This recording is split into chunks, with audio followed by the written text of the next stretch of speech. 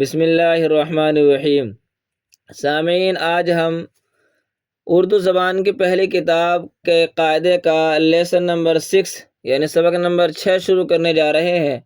سبق کا عنوان ہے بے ترتیب حروف۔ اس سے پہلے بھی ایک لیسن آیا تھا، لیسن نمبر 2 بے ترتیب حروف، اور لیسن نمبر 6 پھر سے بے ترتیب حروف یہ عنوان لگا دیا گیا ہے۔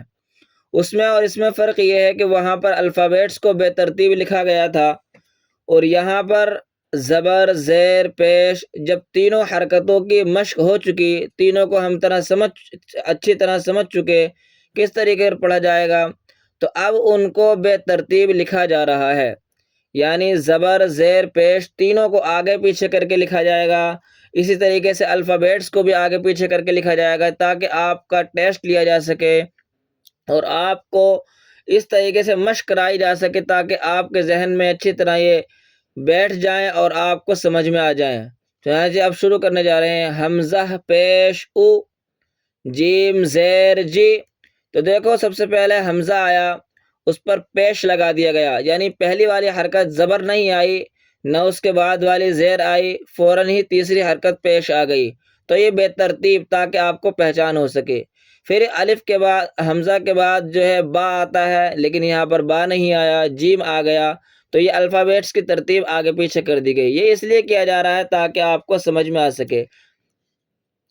تو حمزہ پیش او، جیم زیر جی، با پیش بو، ضاد پیش غو، حا پیش حو، ذال زیر ذی، را پیش رو، چا زیر چی، میم زیر می، لام زیر لی، تا زیر تی، دال زیر دی، سا زبر سا، ٹا زیر ٹی، خا زبر خا، زا زیر زی، سین پیش سو، صاد پیش سو، یا زبر یا، شین زیر شی، طا زبر طا، عین پیش عو، ضا زیر ضی، غین پیش غو، قاف زبر قا، فا زیر فی، زا زیر زی، کاف پیش کو،